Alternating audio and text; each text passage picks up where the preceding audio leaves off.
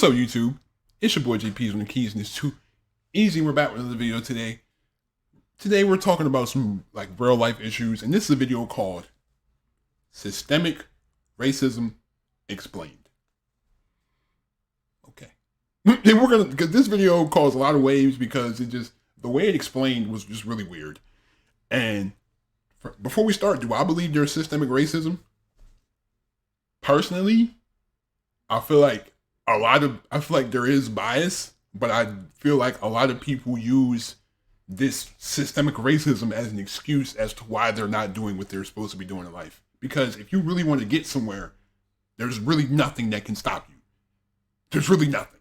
Like, oh, this because I'm black, because I'm a woman, because I'm whatever minority. That's BS to me. That's BS. Like, if you really want something, you're going to get it. You feel me? And if you fail at it, there's no need to just blame some random thing as to why you didn't do it, bro. All right, so let's just talk about it. Let's just watch this video. This is Jamal. Jamal is a boy who lives in a poor neighborhood. He has a friend named Kevin. First of all, that's a very racist generalization. First of all, that's a very crazy generalization that just this guy, Jamal, lives in a broke neighborhood. Like, that's a generalization right there. If we're going to be for real, that's a very crazy generalization about all black people. Now that, we're in poor neighborhoods. And that's just a weird excuse for that's the easiest way to use an example. That's low-hanging fruit right there, if we're going to be for real. Kevin, who lives in a wealthy neighborhood. All of Jamal's neighbors are African American, and all of Kevin's neighbors are white. Because Jamal's school district is mostly funded by property taxes, his school is not very well funded. His classrooms are overcrowded, his teachers are underpaid, and he doesn't have access to high-quality tutors or extracurricular activities. Kevin's school district is also funded by property taxes, so his school is very well funded. His classrooms are never crowded, his teachers are very well paid, and he has access to high-quality tutors and lots of extracurricular activities. Kevin and Jamal live only a few streets away from each other. So how come they're growing up in such different worlds with such different opportunities for success? The answer has to do with America's history of systemic racism. To understand it better, let's look at what life was like for Kevin and Jamal's grandparents. Decades after the Civil War, many government agencies started to draw maps dividing cities into sections that were either desirable or undesirable for investment. This practice was called redlining, and it usually blocked off entire black neighborhoods from access to private and public investment. Listen, let me tell you something. Property value of a district has nothing to do with the race of people who were there.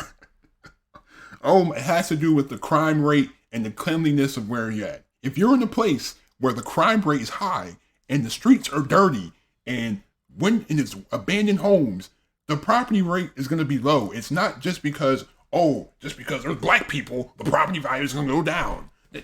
That's so stupid. That's so dumb. That's so dumb. That's so dumb.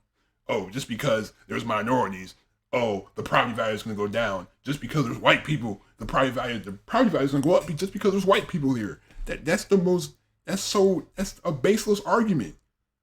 There's plenty of homes and communities where African Americans or black people or whoever people are living in, that these communities are very high. The houses are still selling for hundreds of thousands of dollars. Come on now. Bro, I just don't like the excuses, bro. I don't like the excuses. I don't, personally. Banks and insurance companies used these maps for decades to deny black people loans and other services based purely on race. Historically speaking, owning a home and getting a college education is the easiest way for an American family to build wealth. But when Jamal's grandparents wanted to buy a house, the banks refused because they lived in a neighborhood that was redlined. So Jamal's grandparents were not able to buy a home, and because colleges could prevent them from attending through legal segregation, their options for higher education were really scarce. Kevin's grandparents, on the other hand, got a low-interest loan to buy their first house and got accepted into a handful of top universities, which traditionally only accepted white students. This opened up a wealth of opportunities that they were able to pass on to their kids and grandkids. Bruh. the fact that he's saying that all this is solely based on race is just ridiculous. People, there was so many opportunities back. There was a lot of opportunities. Okay, the black universities, the white universities didn't accept you, but weren't there? Hey, there's things called HBCUs. There's things called community college. You know, a lot of black people who still own homes that were in that group. Like, bro, y'all just, because they were black, the bank denied them loans. Because most of them didn't have credit. Most of them didn't have credit because I can assume, I can say for that, the schools never taught credit. You can't say, bro, they didn't have credit. You have a good credit score to get a loan. You got to have credit to get loans, bro. Because most of them probably didn't have credit. It wasn't just because, they're black because they're black. That's such a low-hanging fruit that people just go to. It's just because I'm this won't happen. Even as late as the 1980s, an investigation into the Atlanta real estate market showed that banks were more willing to lend to low-income white families than to middle or upper-income African-American families. As a result, today, for every $100 of wealth held by a white family, black families have $5.04. A 2017 study confirms that redlining is still affecting home values in major cities like Chicago today. This explains how Kevin and Jamal inherited vastly different circumstances. Unfortunately, the story doesn't end there. A big part of systemic racism is implicit bias. These are prejudices in society that people are not aware that they have. Women are emotional, black people are lazy, white people can't dance, Asian... What?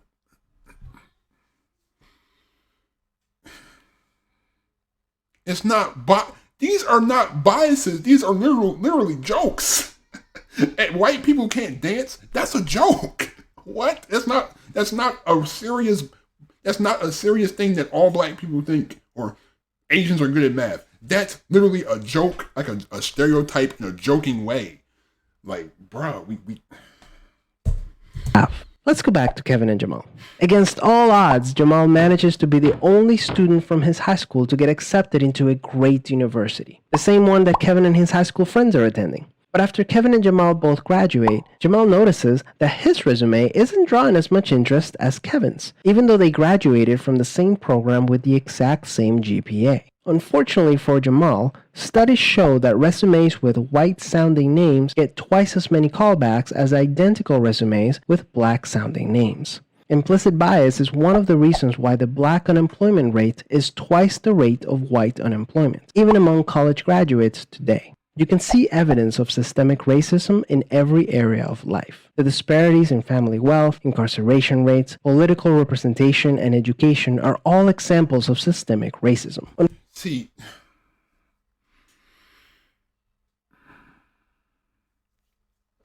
so you're telling me that just because my name isn't just because my name is Daquan, or my name is Jamal, or my name is I have a black name, that's the reason I'm unemployed. If it was that easy, I would just go to the DMV and change my name if it was that easy. Are you serious? Are you serious? Are you freaking serious? So you're gonna place the fact that people are unemployed on systemic racism. It's just systemic racism. What? Are you serious? Are you freaking? Are you serious right now? The reason that, bruh, I feel like it's just a divide and conquer strategy. It really is. Like, this video really is trying to just divide. That's all it is. Oh, just blame racism for all your problems, black people. Blame racism for all your problems. And white people, you're terrible because you're inherently racist because you're white. What? That makes no sense. Okay. Unfortunately, the biggest challenge with systemic racism is that there's no single person or entity responsible for it, which makes it very hard to solve.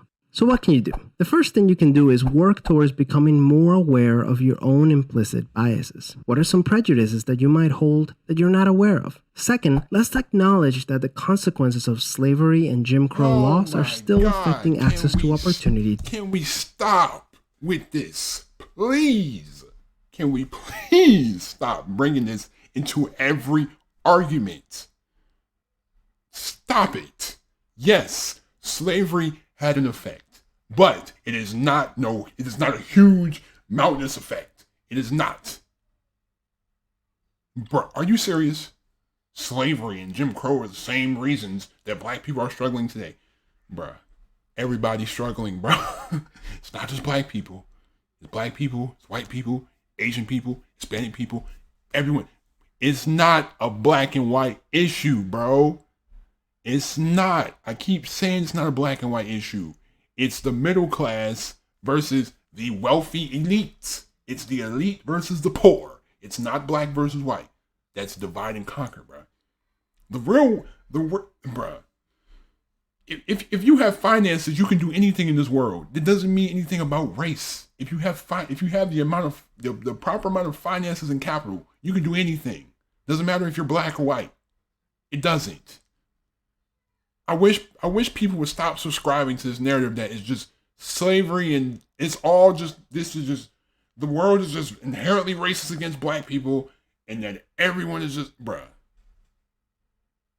If you literally learn how to become not only educated, become financially responsible, you learn how to work with people, you can get what you want if you work with people and you get educated in the right way.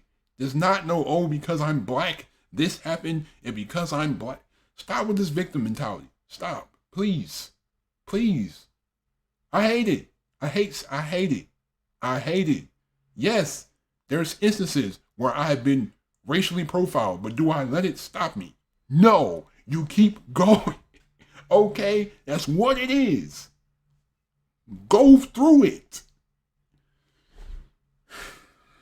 Today. As a result, we should support systemic changes that create more equal opportunities for everyone. Increasing public school funding and making it independent from property taxes would be a great start so that poor and wealthy districts can receive equal access to resources. Systemic problems require systemic solutions. Luckily, we're all part of the system, which means that we all have a role to play in making it better. Peace. And then talking about, bro, think about in the 2020 election when they were literally stealing mailboxes and closing voting booths so people couldn't vote. They weren't saying, oh, just the African Americans can't vote. It was everybody in that state, bro. It was everybody. It's not just black people that are being discriminated against by society. It's everybody. It's the poor. Society hates poor people. How about that? Can we talk about how society hates poor people? Can we talk about the elites versus the poor? It's not black versus white. It's not. I'm tired of this black versus white BS. It's not that. It's not. I'm gonna read some of these comments. Because this is getting me annoyed. If you stop deleting comments, if you care about resolving the issue, you let constructive discussions occur. That's what I'm saying.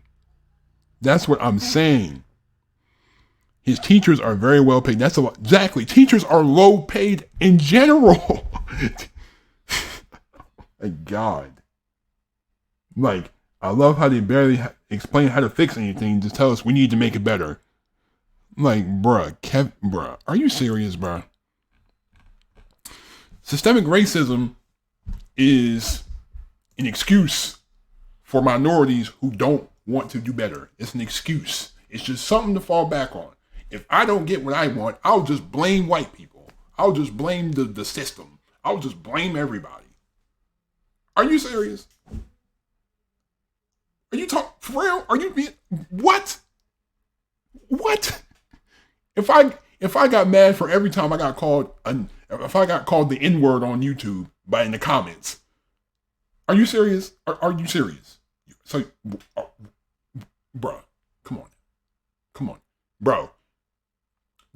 Our grandparents had a harder time than we did. Our grandparents had to go through segregation. People had to go through slavery, bro.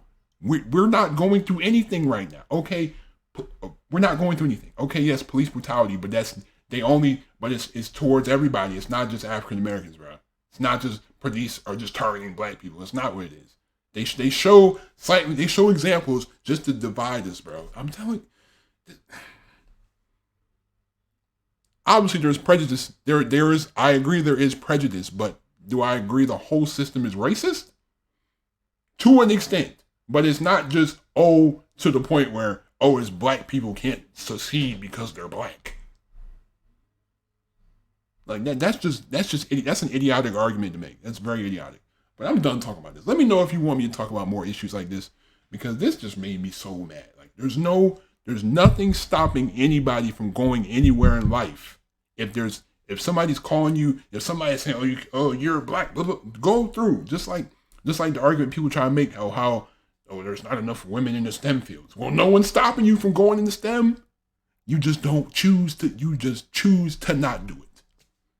Like I said, like for black people, nothing's stopping black people from doing what they want to do. It's just this racism idea they keep pushing. I'm not saying it doesn't exist. I'm saying they overblow it. You can listen. If you're black and watching this, you can do anything. Stop letting racism stop you from doing what you want to do. Please. And stop blaming white people for all your problems. Please. Stop blaming everybody else. Take some self-accountability, bro. That's all I got to say, man. Leave a like if you enjoyed the video. Subscribe. Turn on my post notices. I'm out. Peace.